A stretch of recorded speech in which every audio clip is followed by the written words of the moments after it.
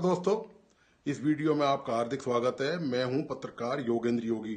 दोस्तों, मान लीजिए आपका किसी से कोई काम पड़ जाए, काम से मतलब आपका रसद अधिकारी से कोई काम पड़ जाए, रसद कार्यालय में, ट्रांसपोर्ट डिपार्टमेंट में कोई काम पड़ जाए, और आपका थाने में कोई काम पड़ जाए, या कि शिक्षा विभाग में कोई काम पड़ जाए किसी से, और चिकित्सा अस्पताल में किसी से काम पड़ जाए, मतलब किसी मरीज को दिखाना है या खुद को दिखाना है, तो आप इन सब में से ये जो मैंने 4-5 विभाग बताए, इनमें से सबसे पहले कहां पर जाएंगे? आपकी प्राथमिकता क्या होगी? निश्चित तौर पे दोस्तों, आपकी और मेरी सभी की एक जैसी प्राथमिकताएं हैं। शरीर को लेकर, स्वास्थ्य को लेकर, इन सारे कामों को हम बाद में करेंगे जो दूसरे डिपार्टमेंट में हमारे अटके हुए हैं या जिनसे हमारा काम है। सबसे पहले हम चिकित्सक के पास जाएंगे।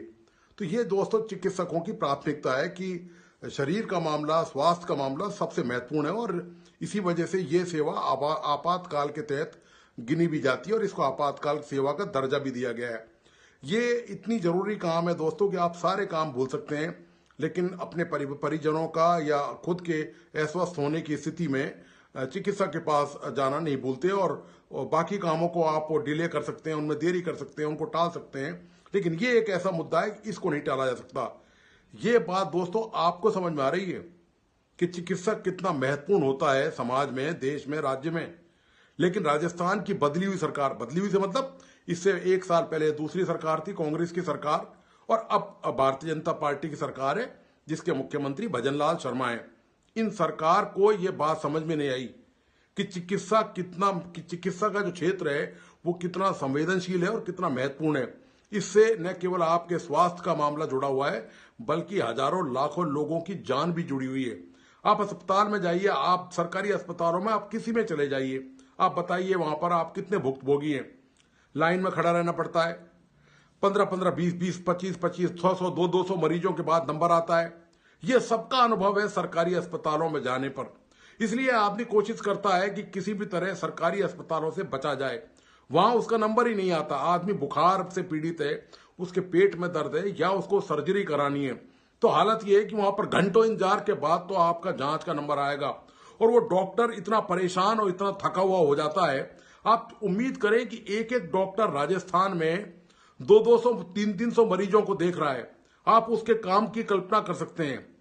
हम डॉक्टरों को कोसते तो जरूर है कई मौकों पर कि हमारा इलाज तरीके से नहीं किया डॉक्टर ने, दवाई प्रॉपर नहीं लिखी, हमको टाइम नहीं दिया डॉक्टर ने, हमारी बात नहीं सुनी, या डॉक्टर ने जितनी बीमारी को ठीक करना था उतना ठीक नहीं किया बीमारी को, क्योंकि वो गंभीरता से देख नहीं पाया। डॉक्टरों से आपकी सूरत में गंभीरता की उम्मीद कर सकते हैं जब दोस्तों सरकार ही गंभीर नहीं है आपके प्रति, आपके स्वास्थ्य के प्रति गवर्नमेंट ही जब गंभीर नहीं है, तो आप चिकित्सक से क्या उम्मीद करेंगे कि वो आपके प्रति गंभीरता दिखाए? वो भी इंसान है डॉक्टरों, वो भी हार्ड मास का बना हुआ है। यदि 200 लोगों से 2-2, 4-4 मिनट भी बात करनी पड़े लगातार, तो आपकी और हमारी हालत पस्त हो जाएगी। हम मुंह से बोलने के काबिल ही नहीं रहेंगे, हमारी जबान सूख जाएगी, हमारे मुंह में बिल्कुल शुष्क हो जाएगा, मुंह सूखा हो जाएगा।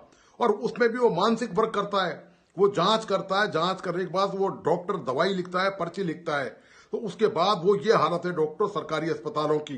राजस्थान में 15,000 चिकित्सकों की जरूरत है दोस्तों, 15,000 चिकित्सकों की जरूरत है आज की तारीख में। और चिकित्सकों की सरकार ने भर्ती की संख्या क्या निकाली है? कुल 1200 समथिंग निकाली है। 1250 के आसपास अभी जो आरपीएससी ने जो जगह निकाली है, नए चिकित्सक जो भर्ती होंगे, यानी कि जरूरत तो 15,000 चिकित्सकों की है और निकाली 1250 है। ये कितना परसेंट हुआ आप खुद ही अंदाजा लगा लें, 7-8% से ज्यादा नहीं है। यानी कि डिमांड और सप्लाई में 7-8% ही आपको मिलेगा, बाकी आपकी किस्मत है। आप अस्पतालों में जाएं, धक्के खाएं, आपका इलाज हो नहीं हो, आपके परिजनों के साथ वहां पर क्या हो, उनके साथ कैसा कुछ हो, इसके लिए सरकार कोई जिम्मेदार नहीं है। यदि सरकार अपनी जिम्मेदारी समझती तो आज ये हालत नहीं होती। एक तरफ डॉक्टर परेशान, उन पर वर्कलोड इतना जबरदस्त बढ़ रहा है, दूसरी तरफ आम आदमी परेशान इस प्रदेश का कि उसको प्रॉपर इलाज ही नहीं मिल पा रहा। और तो क्या सरकार क्या दे सकती है? और सरकार क्या दे सकती है? पूरे स्टेट में बिजली पानी का आपको हाल पता ही है, अभी गर्मियां शुरू होने वाली है। आप देख लीजिए, ऐसा कोई भी शहर हो, राजस्थान का एक भी शहर ऐसा नहीं है जहां धरने, प्रदर्शन, आंदोलन नहीं होंगे। तो सरकार क्या दे पा रही है आपसे? टैक्स लेने के नाम पर आप देख लीजिए बजट में, अभी राजस्थान का बजट भी आने वाला है, आपको अंदाजा लग जाएगा कि आपकी जेब कहां से काटी जाएगी। सरकार जेब काटने, जेब तराश करने के धंधे, नए नए उपाय खोजती रहती है, लेकिन जब रिलीफ देने की बात आती है, जब आपको कोई सुविधा देने की बात आती है, आपके स्वास्थ्य की जब बात आती है, तब सरकार मुंह फेर लेती है। ये दोस्तों इसी सरकार का हाल नहीं है, ये भारतीय जनता पार्टी की राजस्थान में सरकार का हाल नहीं है। इससे पहले कांग्रेस की जो सरकार थी वो भी यही उसकी भी हालत लगभग यही थी। राजस्थान में इमारतों की संख्या बढ़ती जा रही है, जो चिकित्सा की इमारतें हैं, अस्पतालों की जो इमारतें हैं, उनका विस्तारीकरण हो रहा है, लेकिन डॉक्टरों की संख्या नहीं बढ़ रही है। अब मरीजों की संख्या तो रोज रोज नए रोग आ रहे हैं, कभी कोई बीमारी सामने नई आ जाती है, कभी कोई आ जाती है। मौसमी बीमारियों के दौरान तो दोस्तों ऐसा बुरा हाल हो जाता है, जब चिकन गुनिया और डेंगू और मलेरिया जैसे जो मानसून के जो बीमार रोग हैं, जब वो फैलते हैं, तब अस्पतालों की आप हालत देखिए, तिल रखने की जगह नहीं होती अस्पतालों में, और चिकित्सकों की हालत ऐसी बुरी हो जाती है दोस्तों कि उन पर तरस आने लगता है कि ये कैसे इंसान है। उनको देवता का या भगवान का दर्जा ऐसे नहीं दिया गया, वो आपकी सेवा में दिल जान से जुटे हुए हैं, ऊपर से उनको तमाम तरह की असुविधाओं का सामना करना पड़ता है। मरीजों का गुस्सा और आक्रोश भी उनको इलाज को लेकर उन्हीं पर फूटता है। वो आखिर करें तो करें क्या? उन पर वर्कलोड इतना ज्यादा बढ़ चुका है, और वो वहां पर फिर भी सेवाएं दे रहे हैं लगातार। वो ये नहीं कह सकते मरीज जो आज खड़ा है लाइन में, चाहे उसकी संख्या 150 हो, चाहे 250 हो, चाहे 200, वो सबको देखकर ही अपने घर जाएगा। वो ऐसा नहीं छोड़ जाएगा कि मैं बाकी आधे मरीज कल देखूं, मैं थक गया हूं। वो कभी किसी डॉक्टर ने आपको सरकारी अस्पताल में ये कहते हुए नहीं सुना होगा कि आज मैं थक गया हूं, इसलिए आज मैं कोई भी मरीज नहीं देख पाऊंगा। ये दोस्तों राजस्थान के सरकारी अस्पतालों का हाल है। मैंने आपसे पहले भी कहा था, राजनीतिक दल सारे एक ही थैली के चट्टे बट्टे नजर आते हैं। इनकी कोई नीतियां जनता के लिए नहीं है, ये अपने स्वार्थों के लिए सत्ता में है। कोई प्राथमिकता नहीं है कि क्या इनको काम पहले करना है, क्या बाद में इनको काम करना है। ये इनकी हालत है दोस्तों।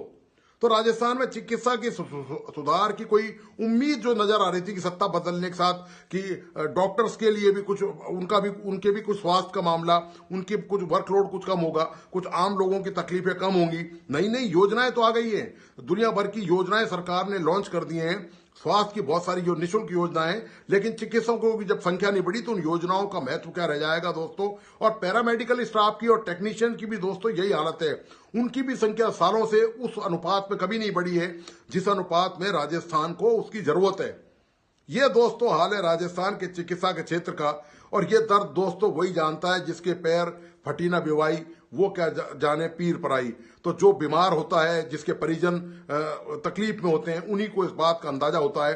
सरकार में क्या है दोस्तों, सत्ता की मलाई है, चाटते रहते हैं, खाते रहते हैं। आज आपसे वादा किया है, फिर ये आएंगे वापस आपके सामने, फिर कोई वादा करके चले जाएंगे। राजनीतिक दलों का एक जैसा हाल है, चाहे वो कांग्रेस हो, चाहे वो बीजेपी हो। उनको सत्ता में आने के बाद आम लोगों की कोई चिंता फिक्र बिल्कुल नहीं होती दोस्तों।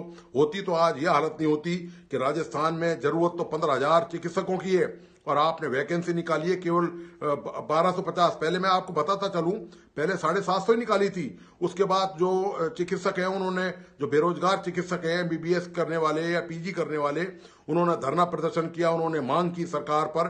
तो थोड़ी बहुत सरकार ने बड़ी मेहरबानी करी, उनके ऊपर एहसान किया। देखिए आप, मजेदार बात है, 500 की संख्या सीट और बढ़ा दी, कुल 1250 या समथिंग ऐसी वैकेंसी निकाली है। उसका एग्जाम अब अप्रैल में होगा। तो आप ये देखिए कि राजस्थान में चिकित्सा सेवाओं की हालत क्या हो चुकी है। मतलब आप ये देखिए कि इतना बुरा हाल है राजस्थान में चिकित्सा सेवाओं का। चिकित्सकों पर इतना जबरदस्त दबाव है, उधर मरीज परेशान, इधर चिकित्सक परेशान, हर तबका परेशान है।